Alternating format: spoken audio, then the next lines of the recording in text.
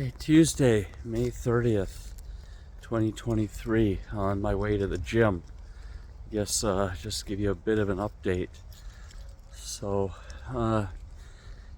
yeah, life in Ukraine. Despite all the attacks the last few days in Kiev, life keeps going on. I mean, I was watching some news. I'm in Lviv, so it's still pretty quiet here. I mean, the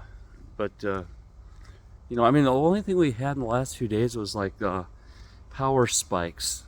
One day for a few hours, the power was spiking over 240 or something, 240 volts. And I have the settings so everything shuts down. I think if it spikes, I think 240 or 244, something like that. Or I think even in the 230s.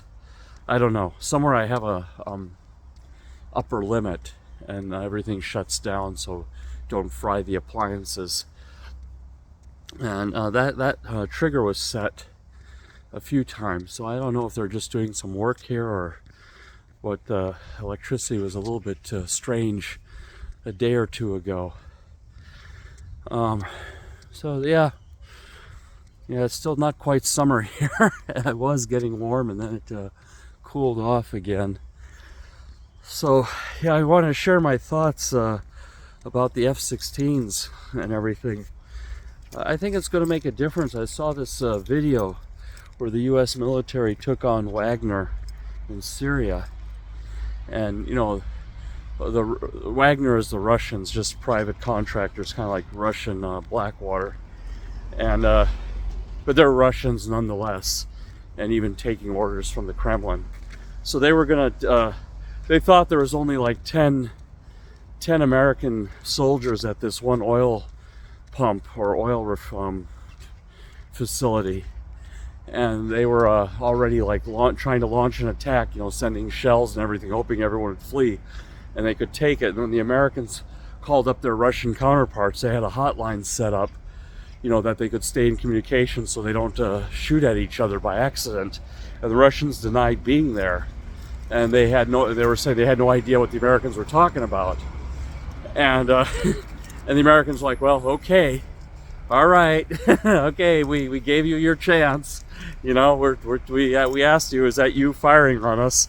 And then all of a sudden, these 400 Russians who thought they were going to take on 10 Americans, all of a sudden all their vehicles started blowing up, and then an AC-130 gunship, once they blew up the front and the back of the vehicle, on the front of the column and back of the column, so they were boxed in, an AC-130 gunship just started unloading on them. And this is like a C-130 cargo plane, which they mounted a Gatling gun on the side door.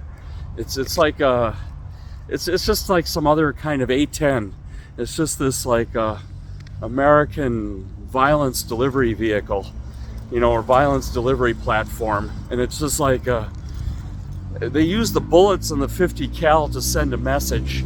I mean, they really don't need to do that. They could just use bombs. It would even be more precise, but the 50 cal is like a psychological weapon. When soldiers on the ground are just getting cut in half, and they see their buddies next to them just turned into a hamburger in a split second, and it just breaks the morale. It just totally I mean, even on the A-10, the use of the gun is like psychological. It's not really they're using more standoff, because you got to get in close. It's actually very risky to get in there, and you take fire as you're coming in. So bombs, delivering precision guided bombs or munitions, PGMs, is usually the choice, the preferred choice. But this does a lot of psychological damage to the enemy, which matters, because they start going into chaos. Their formations break, the discipline breaks, and then they just start going crazy, when it gets real for them.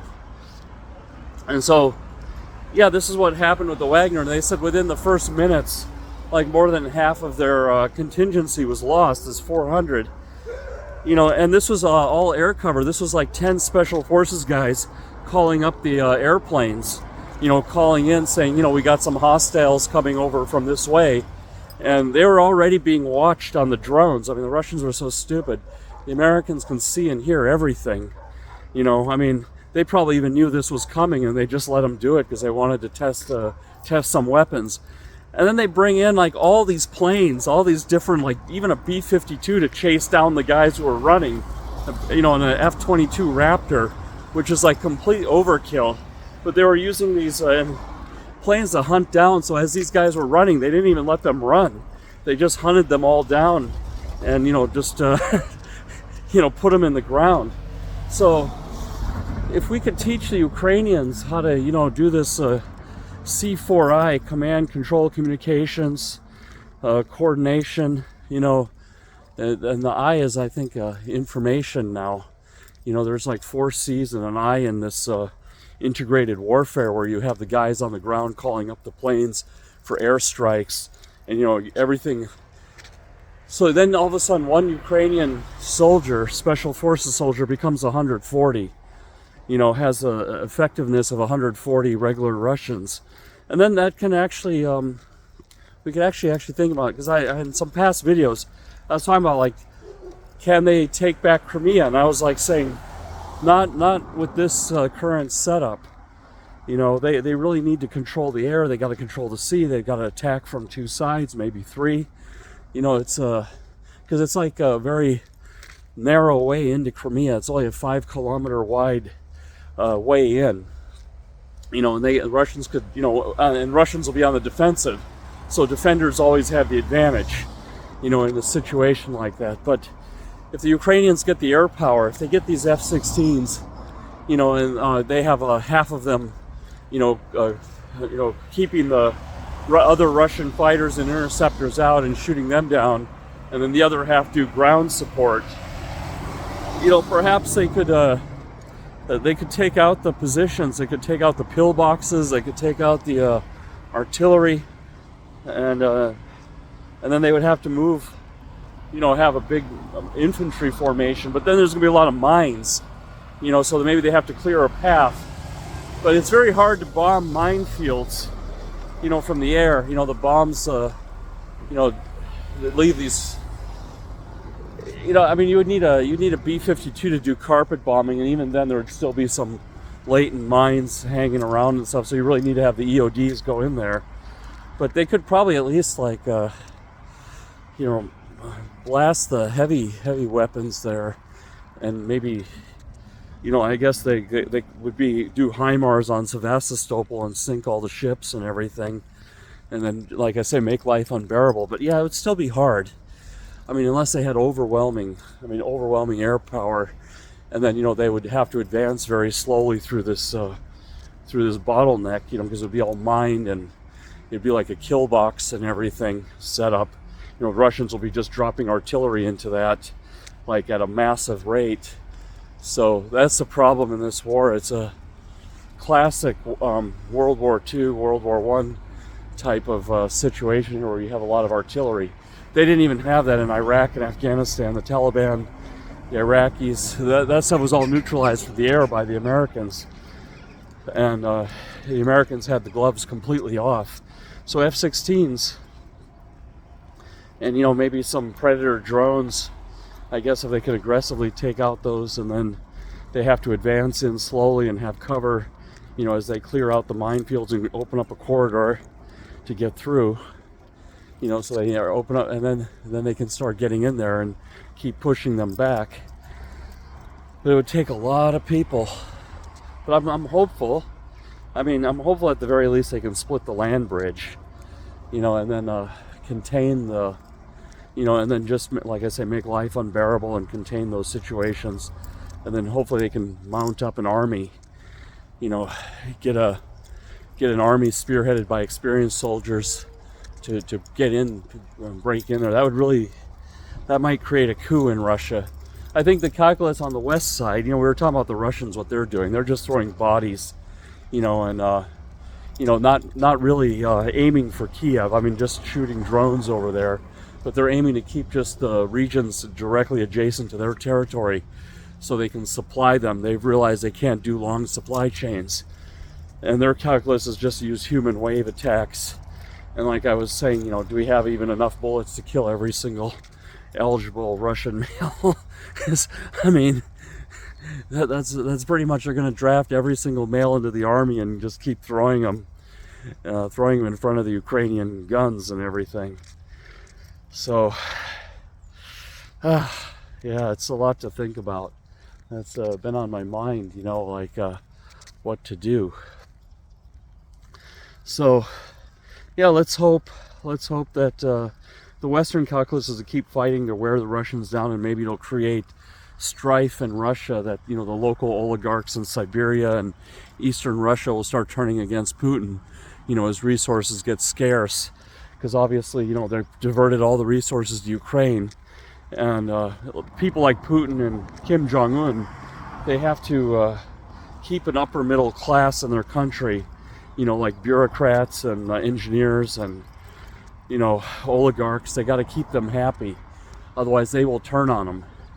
You know, that these people will quickly, they're not like ideologically loyal. I mean, they have their interests at heart. Now their kids can't go to school in America, they can't buy yachts, it's already uncomfortable for them. So the West calculus is to keep pushing, you know, and they're upping the production of weapons. There's like a new munitions factory they're opening up even in Norway, you know, so everyone is getting on board to fill up Ukraine with weapons and keep this going and grind the Russians down to the point it turns, you know, it makes life uncomfortable. It's a long game.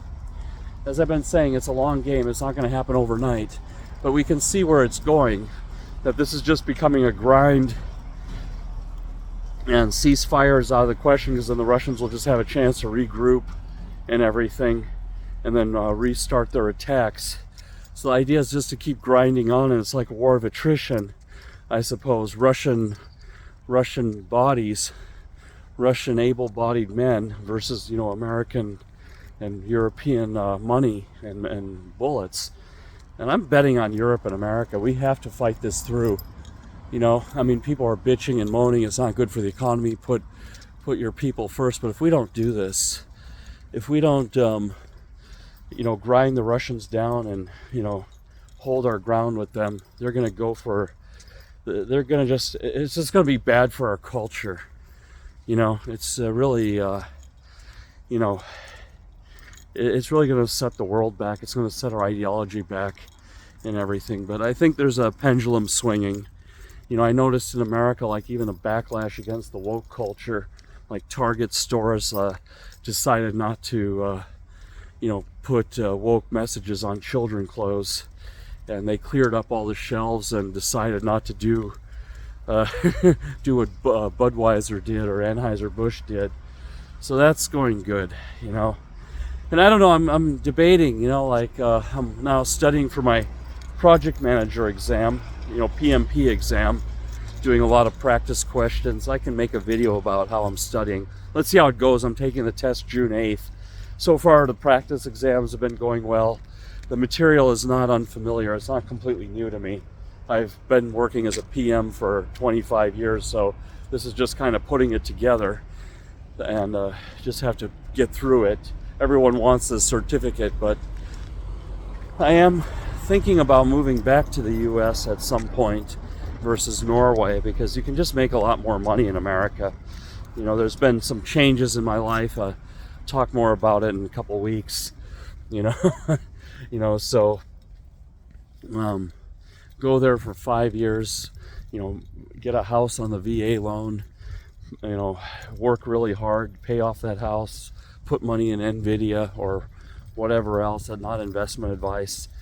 You know, get a million and a half in the bank, you know, really just do 2 jobs, be overemployed if I have to, and then come back here and then just draw.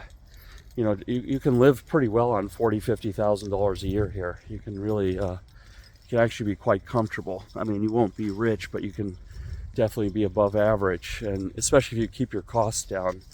You know, you don't take on any debt, don't buy any luxury items. Just, you're gonna have a nice place to live, have good food every day, have a gym membership, you know, hang out with your friends, go to the restaurant a couple times a week. Although the food has gone downhill here at the restaurants, really, really downhill. So, yeah, this is where I want to be. It's something I'm debating, you know. Norway, the kroner has really taken a dive. It's like 11 to $1. You know, it's they won't raise the interest rates in Norway. It's they'll bust the housing market. Norwegians have more personal and consumer debt than Americans do, like way more. You know, because they have a lot of confidence in their society, so they're very comfortable borrowing money because they know they'll always have a job. They know if they don't have a job, they'll get support from the government.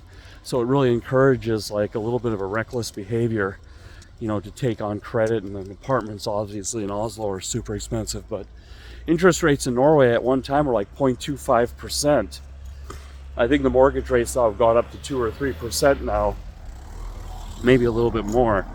But they really have to make a choice, either destroy the Norwegian kroner or destroy the housing market. So it looks like they've decided to destroy the kroner, you know, because they don't want to raise rates and bust housing, and then it creates like a new political movement that everyone is like underwater on their houses and going into foreclosure. They had that in the 90s, and it really it was really a hell of a crisis for them. But I don't know. Right now the kroner is like it's good for exports. I'll tell you, they exporting companies there are booming. You know, the companies that are selling fish and, you know, small engineered goods like Tomra. You know, Norway has some tech that they sell, like reverse vending machines. You know, they do have some non-commodity exports as well, and that's just booming over there. But you know, when you go there and you see these salaries like 1 million Norwegian kroner, that used to be something back in 2013, 2014, when it was like 6 krones to $1. You know, it was like $200,000 a year or something almost, and now it's not even 100 grand. So, and the rents have gone up. Everything has gone up a lot over there, so I'm not ruling it out to return to Norway. It just all depends, but there's this opportunity in America. If you're like a certified project manager with experience, you could pull in a lot of money, and then the stock market is going to explode. Some tech stocks, I believe, you know, once this interest rate cycle turns around, you know, there'll be a lot of opportunity in some tech stocks to you know, and then you do options, you know, you buy some calls and everything. You can really multiply your money and get that nest egg, and then you just turn that into dividend stocks, and you can just draw, you can live off of that. You know, I mean, especially if you're living here in Ukraine, you know, you're not incurring huge monthly expenses. You know, it's life here is actually sane from the cost point of view. And, you know, you can walk everywhere, especially where I'm living in Lviv. You can, you know, everything is within walking distance, so you're not, you know, overly dependent on your car. But anyway, that's all I got. You know, I talked about, you know, air power for Ukraine, a little story about what happened to the Russians, you know, thoughts about, yeah, U.S. economy, moving back to the U.S. perhaps for a short time. You know, just a lot of things on my mind. Anyway, hope you all have a nice day. Take care.